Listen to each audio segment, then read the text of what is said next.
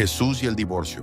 Una respuesta a los fariseos, reflexión del reverendo Moisés Sánchez, 6 de octubre del 2024. Gracias, Señor, en el nombre de Jesús. Amén. Que el Señor les bendiga a mis hermanos y hermanas. Bien, como decía mi hermano Juan Carlos, vamos a compartir la palabra del Señor en el día de hoy. Un texto que es un poco complicado. No por el texto mismo, sino porque hablar del divorcio no es muy popular. Porque tenemos muchas situaciones parecidas en nuestras congregaciones. Pero tenemos que predicar la palabra del Señor, ¿verdad? He tomado del verso número 2 hasta el 12, porque del 13 al 16 no tiene que ver. Eso de que los niños llegan a Jesús y los discípulos los reprenden, no tiene que ver con el tema del divorcio. Así que eso lo dejé de lado. Solamente tomé del 2 hasta el 12, ¿ya? Y me gustaría mucho robarles un poco de su atención sobre el tema de hoy, para que entendamos exactamente lo que dice la Biblia acerca de este punto. ¿Bien? Así es que muy atentos ahí ustedes, para que no se les vaya ninguna cosa. A mí me gustaría mucho que un día ustedes llegaran a la iglesia con una libreta y un lápiz y tomen apunte. Bien, la hermana Lina. A Rosita a veces también la veo con libreta, pero hoy día no está con libreta. Porque si a esta edad uno no se le quedan las cosas, pues. Tiene que apuntar. ¿Qué le dirían ustedes a su hijo que va al colegio y no lleva mochila? Si el Matías fuera al colegio y no llevara mochila, ¿qué le diría a María Isabel? ¿Y tú en qué escribes? Le diría. No, mamá, si yo lo tengo todo aquí, le diría él. Como decía mi pastor. Yo le decía, pastor, ¿usted no toma apunte cuando vamos a las conferencias, a la asamblea general? No, decía él, yo lo tengo todo aquí. ¿Quién no tenía nada si me llamaba a mí para que yo le tomara apunte? Así que sería harto bueno porque voy a decir cosas que ustedes no deberían olvidar. No deberían olvidar. Bien, a ver. El texto es de Marcos 10, del 2 al 12. Lo que está en el leccionario. ¿Ya? Cuando se dice lo que está en el leccionario, son las lecturas que nos llegan. Esto es a nivel de muchos países, no solamente de Chile. Y uno va leyendo, porque así se va leyendo la Biblia entera. Porque el leccionario tiene lectura de los Salmos, cartas de Pablo, del Antiguo Testamento, del Evangelio, pero generalmente tomamos el Evangelio. Muy bien. Todos hemos oído hablar del Sanedrín. ¿Ve que era importante tomar apunte? ¿Han oído hablar del Sanedrín? ¿Sí? Bien. Al Sanedrín se le dice también consejo. No solo se le llama Sanedrín, se le llama también consejo. Y también se le llama la gran asamblea. Sanedrín, consejo o gran asamblea es lo mismo. El Sanedrín se formó en el exilio, no se formó en Israel. Cuando los judíos fueron exiliados, allá en el exilio se formó el Sanedrín. ¿Y para qué se formó este grupo de 70 personas? Porque ellos tenían que velar que los varones israelitas cumplieran la ley de Dios. Eso es. El propósito del Sanedrín entonces, de este grupo de 70 varones en el exilio, era que todos los judíos cumplieran la ley. Para eso se formó el Sanedrín. En griego se dice Sanedrión. ¿Y qué significa Sanedrión en griego? Sentarse juntos. Sanedrín en griego significa sentarse juntos. Bien, los miembros del Sanedrín, del grupo, del consejo, de la gran asamblea, ya eran hombres eruditos en el estudio de la Torá. ¿Qué es la Torá? Los primeros 5 libros de la Biblia se llama la Torá. Los primeros 5 libros. Ellos eran expertos en eso, en la ley de Dios. ¿Y quiénes componían el Sanedrín? Bien, hombres sabios, hombres educados, sacerdotes, escribas, nobles y hombres de negocios. Toda esta gente era miembro del Sanedrín. ¿Se acuerdan de algún hombre que formaba el Sanedrín en el Nuevo Testamento? Nicodemo era uno de ellos. Miembro del Sanedrín. Perfectamente. Bien, y eran 70 hombres. No había mujeres en el Sanedrín. Bien, entonces, en la época de Jesús, quienes dirigían el Sanedrín eran los Sugot. ¿Y qué significa Sugot? Pares. Sugot significa pares. Y los Sugot eran los que dirigían el Sanedrín, los que estaban a la cabeza del Sanedrín. Y se dice pares. Voy a hacer aquí voy a dar una explicación. En cámara, nosotros en el Parlamento tenemos 2 cámaras. La Cámara del Senado y la Cámara de Diputados. Periódicamente quienes presiden la Cámara son personas de una corriente política. El presidente de la Cámara de Diputados puede ser un diputado del Partido Comunista, pero el presidente de la Cámara del Senado puede ser el presidente del partido de la UDI, por ejemplo. En el Sanedrín, quienes dirigían el Sanedrín eran pares, por eso se dice Sugot. Porque son 2 personas, son 2 escuelas, son 2 corrientes de pensamiento, son 2 maneras distintas de interpretar la ley. Ellos presidían el Sanedrín, estas 2 personas, con distintas corrientes de pensamiento. Bien, una de las escuelas, una de las corrientes que presidía el Sanedrín, este pare, era una corriente llamada Hillel, que es una escuela de pensamiento de un hombre llamado Hillel. Y la otra corriente era de una escuela llamada Shammai.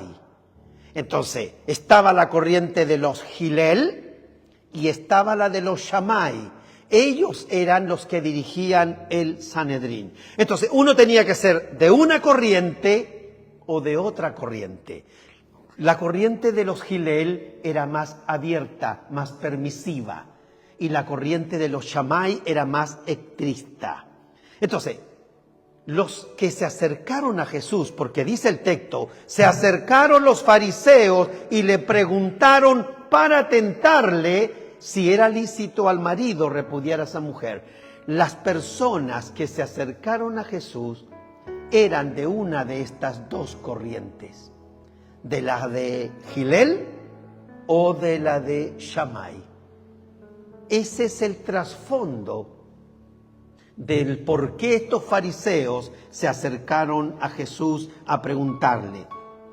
Pero a ellos no les interesaba el tema del divorcio. ¿Qué es lo que querían?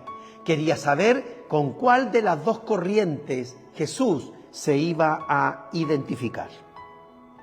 Pero dice que Jesús sabía lo que ellos querían, pero él no cayó en esa trampa. Y le preguntan si era lícito a un hombre repudiar a su esposa, es decir, el divorcio. Con ese contexto vamos a entrar al tema. ¿Qué piensa Jesús del divorcio? ¿Saben ustedes cuáles son las causas de divorcio en Chile? ¿Cuáles son las causas por las que una persona en Chile se puede divorciar? Hay 12 causas por la cual un matrimonio podría divorciarse. La primera, porque el marido ha adulterado o la mujer cometió adulterio. Esa es una causa de divorcio en Chile. La segunda, malos tratamientos graves o repetidos, de obra o de palabra, del uno hacia el otro, sea del hombre a la mujer o la mujer al hombre.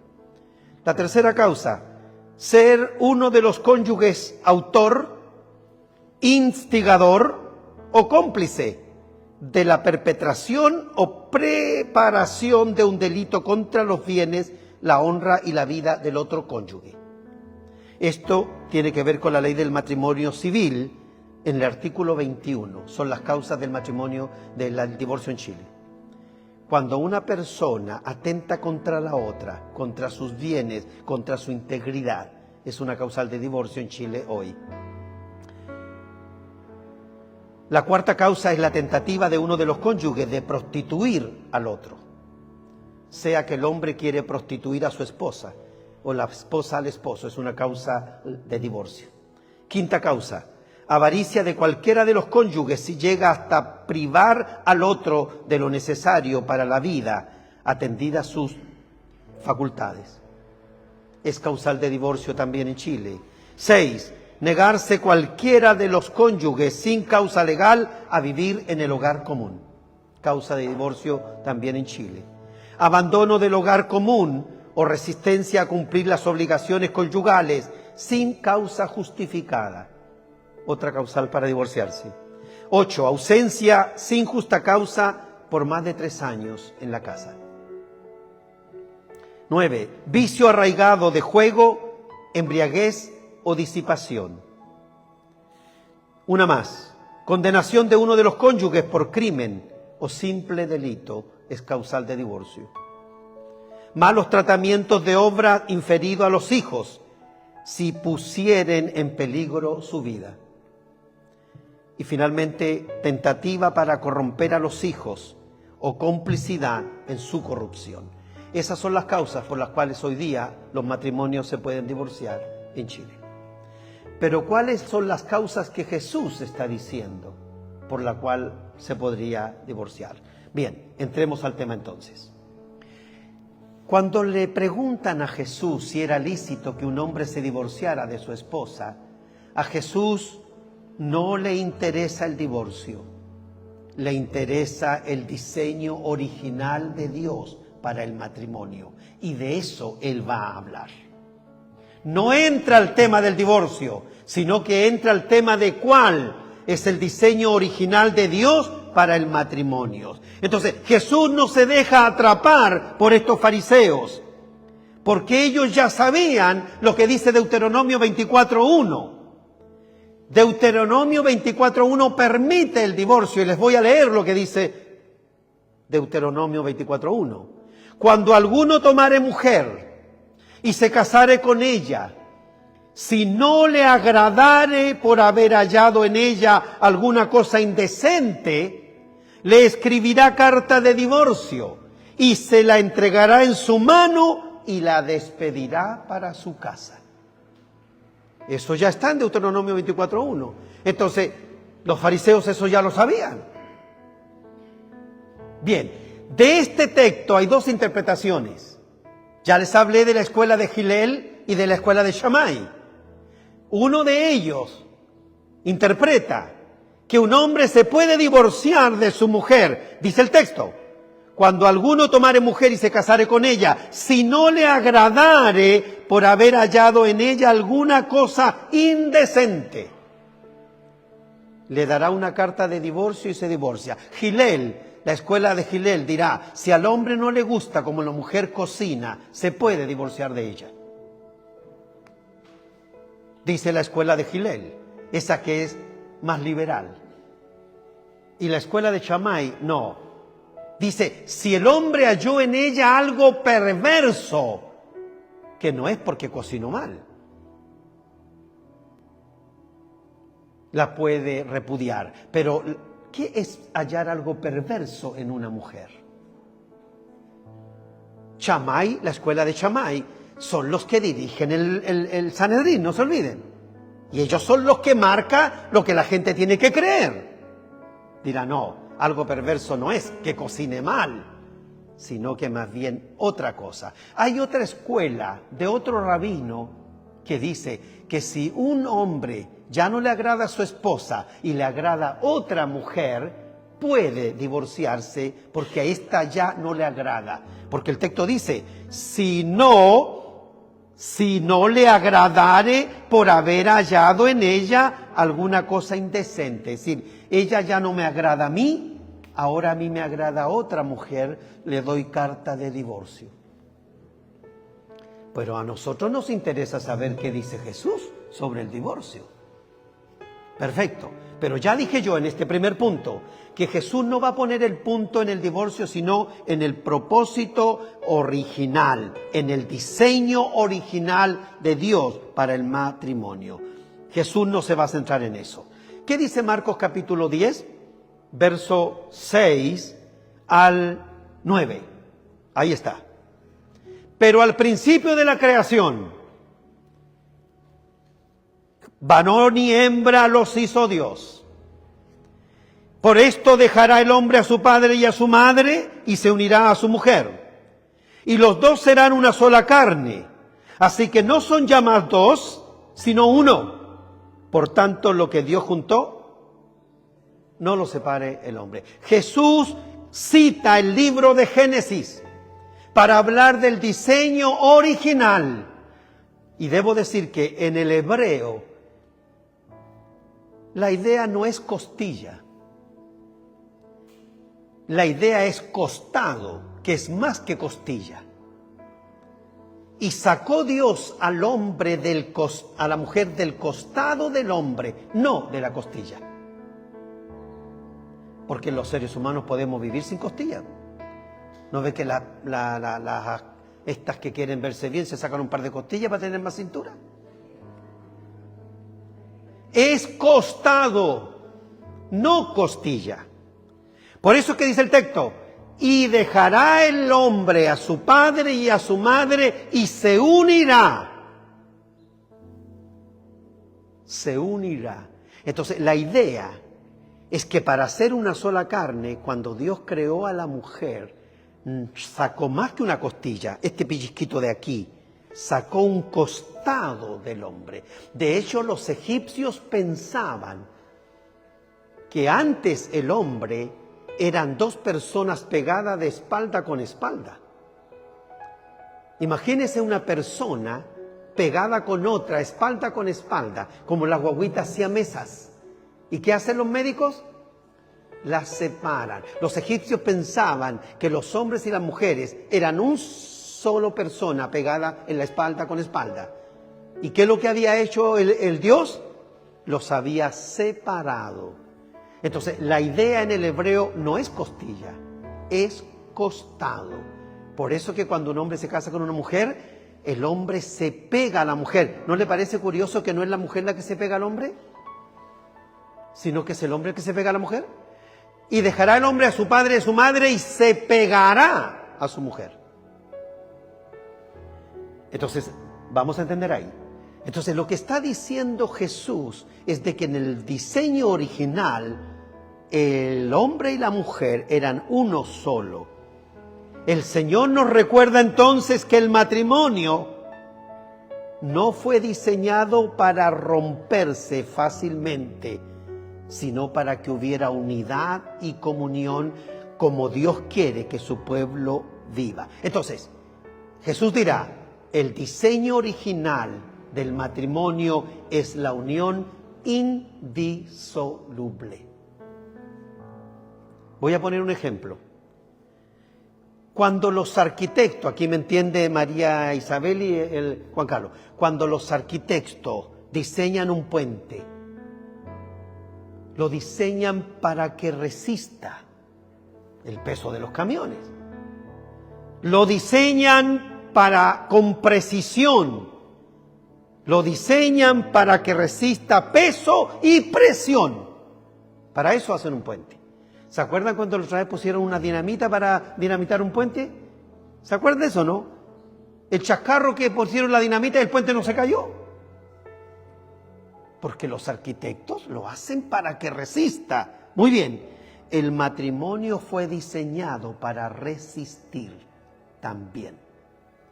Y no divorciarse por cualquier tontera. Dios diseñó el matrimonio para que resista los avatares de la vida y las tensiones que se puedan producir. Entonces, ¿cuál es el desafío del texto para nosotros hoy? Tenemos que velar por el diseño de Dios para el matrimonio. Tenemos que fortalecer nuestras relaciones y mantener la unidad en nuestros hogares. Porque ese es el diseño de Dios para el matrimonio. Punto 1. Entonces, el foco de Jesús en la pregunta de los fariseos no es el divorcio, es el diseño original. Vamos al punto 2. ¿Por qué es que Moisés permitió el divorcio? Por la dureza de los corazones. Entonces Jesús reconoce eso en el verso número 5. Y respondiendo Jesús les dijo: por la dureza de vuestro corazón os escribió este mandamiento. Eso nos enseña entonces que aunque la ley permitió el divorcio, no era el plan original de Dios. El divorcio más bien fue permitido por Moisés por la dureza de los corazones de las personas. Entonces, el problema no es la ley, sino el corazón del ser humano, que no está dispuesto a vivir en el amor y en el perdón con el esposo o con la esposa. Ese es el problema. Mateo 5:32 dice: pero yo os digo que el que repudia a su mujer, a no ser por causa de fornicación, hace que ella adultere, y el que se casa con la repudiada comete adulterio. Aquí Jesús está dando las razones por las cuales un divorcio se justifica, que es el punto número 1 de la ley, del artículo 21 de la ley 1884 de Chile del divorcio. El punto 1 en esta ley en Chile: adulterio de la mujer o del marido, causal de divorcio. ¿Y qué está diciendo Jesús? Pero yo os digo que el que repudia a su mujer, a no ser por causa de fornicación, hace que ella adultere, y el que se casa con la repudiada comete adulterio. La única justificación para Jesús para un divorcio es el adulterio por parte de uno de los dos. Si una mujer se divorcia no por esta causal, quien se case con ella es un adúltero. Y ella también lo será. Jesús aclara entonces que el divorcio es legítimo solo en caso de infidelidad, mostrando que hay situaciones específicas en las que el pacto matrimonial se puede romper por completo. Esto es infidelidad. Pero aún en esos casos no es la opción que Dios desea a primera instancia. Un ejemplo: mi madrecita, que ya no está, tomaba mucho remedio. Y cuando la doctora le recetaba remedio, ustedes saben, le decía: este remedio es un SOS. ¿Entienden eso? Solo en casos extremos ella va a tomar este medicamento. Si no es extremo, no lo tiene que tomar. Por ejemplo, el tramadol. Cuando le duelan mucho los huesos, tome tramadol, pero no ande tomando tramadol a cada rato. Solo en extremo tome tramadol. Y otro medicamento, SOS. Pues bien, el divorcio es una medida SOS. Cuando ya es extremadamente grave, cuando ya es imposible continuar viviendo así, entonces el divorcio será. Pero nunca el divorcio debe ser la primera opción, sino una medida permitida solo en casos graves. ¿Cuál es el desafío que tenemos entonces hoy día con este texto? ¿Qué tan dispuesto estoy yo a resolver los problemas matrimoniales sin tener que andar pidiendo el divorcio a cada rato? Hay algunos matrimonios que duran 3 meses. Es decir, no aguantaron nada. Nada. Entonces la palabra del Señor no nos enseña eso. ¿Qué tan dispuesto estoy a trabajar por mi matrimonio y a enfrentar los desafíos con un corazón abierto a perdonar, si hay que perdonar, y a reconciliarnos, si tenemos que reconciliarnos, en lugar de permitir que la dureza de nuestro corazón se apodere de nuestra relación. Ya voy a terminar. Punto número 3. Primer punto, a Jesús no le interesa el divorcio, le interesa el plan, el diseño original. Segundo, sí, el divorcio está permitido por la dureza del corazón. Punto número 3. Hay un llamado que nos hace el Señor. Jesús recalca que el divorcio y el que se casa con otro comete adulterio. Versos 11 y 12. Y les dijo, cualquiera que repudia a su mujer y se casa con otra comete adulterio contra ella. Y si la mujer repudia a su marido y se casa con otro, comete adulterio. ¿Qué destaca esto? Que el matrimonio es algo serio. Es algo serio. El compromiso matrimonial es algo serio. Jesús llama a la fidelidad. Llama a valorar el matrimonio como un pacto santo, no como un simple contrato que se puede desechar. Porque acuérdense que el texto está diciendo, y lo que Dios juntó, no lo separe el hombre. Cuando nosotros hacemos un pacto legal, bueno, aquí cito el ejemplo de Juan Carlos, que ustedes, y a lo mejor a ustedes, alguna vez hicieron un contrato, una firma, y tienen que ir al notario, y tienen que firmar una escritura pública, no sé qué. Usted no puede no cumplir lo que está en ese pacto. Tengo que construir un edificio.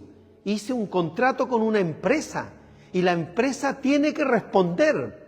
Tienen que hacer un puente, tienen que hacer camino, tiene que hacer esto. Y hay una empresa con la que se firma, y se firman condiciones, y se firman plazos, y se firman muchas cosas. Y si usted no cumple eso, usted tiene que pagar un porcentaje por cada día de atraso. Y hay un sinnúmero de cosas que un contrato entre una firma y una empresa que licita esa construcción se debe hacer. Es algo serio. Y si eso es serio, ¿por qué el contrato matrimonial que se llama no va a ser serio? Entonces hay que tomar en serio cuando uno va al registro civil y pone su firma allí y hace un contrato matrimonial. Porque es algo serio, lo mismo que una empresa que se compromete. No se trata de romper el pacto o el contrato, si no hay consecuencias serias por la ruptura de algo con lo que uno se comprometió. ¿Cuál sería el desafío para nosotros? Nosotros tenemos que honrar los votos matrimoniales que hemos hecho delante del Señor aquí. El Señor estaba presente y Él era testigo. ¿Cómo podemos cultivar un respeto por nuestro pacto matrimonial? El corazón humano puede llevar al divorcio. Dios desea que busquemos la unidad, la fidelidad y el perdón en nuestra relación matrimonial. Como cristianos, nosotros tenemos que defender el matrimonio como un pacto sagrado que refleja el amor inquebrantable de Dios por su pueblo. Le están preguntando a Jesús sobre el divorcio. Pues bien, Él está hablando más que del divorcio, está hablando del matrimonio. Y lo que debe ser el matrimonio, y cómo se debe respetar los votos y los compromisos, y cómo se debe perdonar si hay que perdonar, y reconciliar si hay que reconciliar. Mire, y eso que aquí el tema, o a lo mejor por eso está del 13 para adelante, porque los niños son víctimas de los divorcios. Los que somos hijos de padres separados sabemos eso. Nuestros padres nunca van a saber el daño que nos hicieron cuando se separaron. Ellos no lo saben, pero quienes somos víctimas de eso lo sabemos. Porque a veces los padres miran a ellos nomás, que ellos no se llevan bien, que ellos ya no se soportan, que ellos pelean, pero ellos no saben el dolor que nos causan a los hijos. Pues bien, el Señor Jesús está diciendo entonces, cumple tu pacto matrimonial, cúmplelo. Y eso es lo que se debe hacer. Y ahí Jesús entonces da su respuesta. Sí, el divorcio lo ha permitido la ley. pero por la dureza de los corazones. Entonces, más que andar poniendo el ojo en el divorcio, ponga el ojo en su matrimonio. Fortalezca su matrimonio. Perdone si hay que perdonar. Alguien podría decir, pastor, usted no es ni casado y está dando esos consejos. No, si los consejos los doy yo, lo da la Biblia, lo estoy leyendo de aquí. Lo estoy leyendo de aquí, no lo estoy dando yo. Así que, bueno, que el Señor nos ayude. Dios bendiga los matrimonios. Dios bendiga las familias. Por eso es que en nuestro distrito hacemos encuentros matrimoniales, porque hay que fortalecer esos lazos de amor, esos lazos de unidad. La familia, los niños necesitan una familia unida, que los ame a ellos y que vea el amor entre ellos. Y si ven que el amor se está un poquito apagando, bueno, hay que volverlo a encender.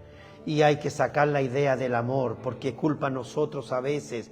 Nosotros le hemos hablado a los matrimonios de un amor que en realidad no existe. Porque una cosa es el amor en el pololeo y otra cosa es después de 30 años de casado. Y no es que haya menos amor, solo que las manifestaciones de ese amor van cambiando. Claro. Pasa que nosotros le hablamos a la gente del amor romántico, de ver estrellita y no sé qué más. No. Si ya eso después de 15 años de casado, el amor va mutando, el amor es el mismo, pero van cambiando las manifestaciones. Ya después no es tanto lo que tú me das, sino cuánto estoy dispuesto yo a ceder y a dar y a servir en mi matrimonio. Así es. Si algún día me llego a casar, hermano, capaz que voy a poner en práctica todas estas cosas que estoy diciendo. O a lo mejor me separo el tercer mes también. Bueno, pero no, el Señor nos ayude. Inclinemos nuestro rostro y aprendamos lo que la palabra del Señor nos enseña. Padre Celestial, le damos gracias por esta pequeña reflexión que nos permite, Señor, profundizar en lo que usted quiere para nosotros, especialmente para los matrimonios, Señor. Si cuidamos a nuestros matrimonios, vamos a estar cuidando el lugar que nuestros hijos necesitan para crecer plena y sanamente.